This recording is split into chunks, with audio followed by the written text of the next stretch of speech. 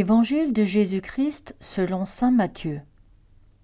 En ce temps-là, Jésus disait à ses disciples : « Ce que vous faites pour devenir des justes, évitez de l'accomplir devant les hommes pour vous faire remarquer. Sinon, il n'y a pas de récompense pour vous auprès de votre Père qui est aux cieux.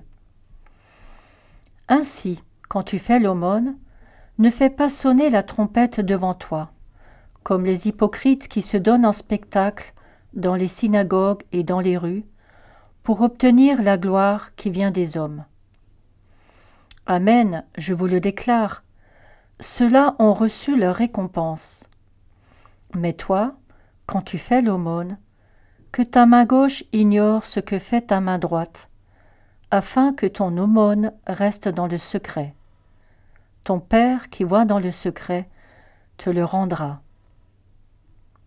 Et quand vous priez, ne soyez pas comme les hypocrites. Ils aiment à se tenir debout dans les synagogues et au carrefour pour bien se montrer aux hommes quand ils prient.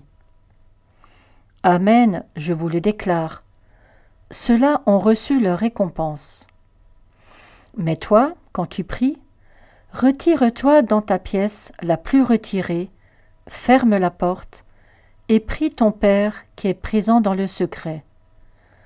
Ton Père qui voit dans le secret te le rendra. Et quand vous jeûnez, ne prenez pas un air abattu, comme les hypocrites. Ils prennent une mine défaite pour bien montrer aux hommes qu'ils jeûnent. Amen, je vous le déclare, ceux-là ont reçu leur récompense. Mais toi, quand tu jeûnes, parfume-toi la tête et lave-toi le visage. Ainsi, ton jeûne ne sera pas connu des hommes, mais seulement de ton Père qui est présent au plus secret. Ton Père, qui voit au plus secret, te le rendra.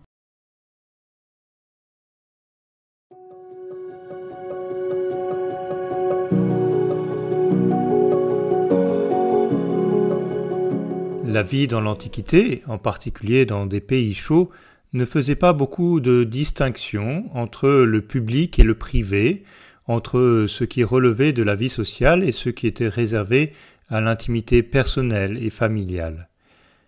Ce qui était pratiqué dans le secret, c'était ce que l'on voulait cacher, ce qui était inavouable. Jésus transforme complètement cette catégorie. Il invite ses disciples à cultiver cette vie intime et secrète, non pas pour échapper à la condamnation des hommes, mais pour éviter les louanges. Ce faisant, il nous invite à un profond examen de conscience. Si nos paroles ou nos actions sont bonnes, elles peuvent être perverties par le profit que nous cherchons à en tirer lorsqu'elles laissent prise à l'orgueil. Au contraire, ces mêmes actes, posés dans le secret simplement pour la gloire de Dieu, sont la plus belle manifestation de l'amour de Dieu en nous et de la force de son esprit.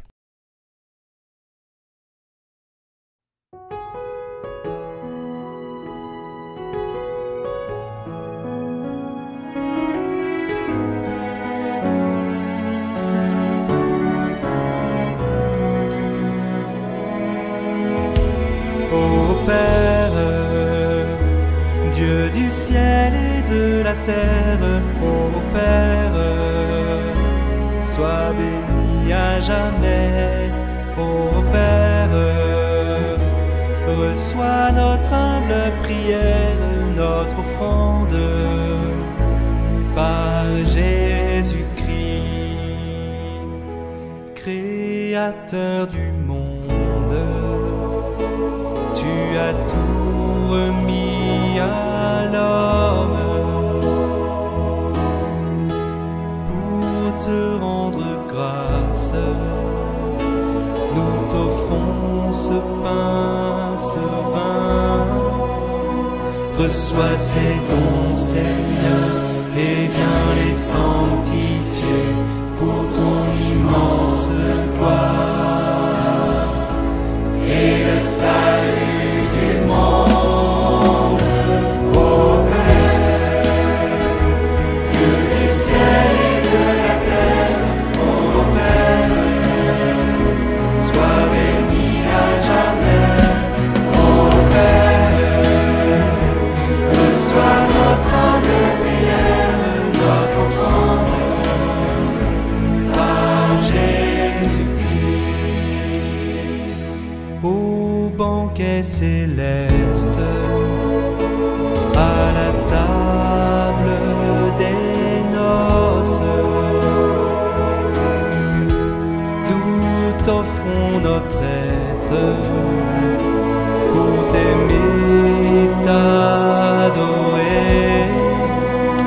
Reçois ces dons, Seigneur, et viens les sanctifier pour ton immense gloire.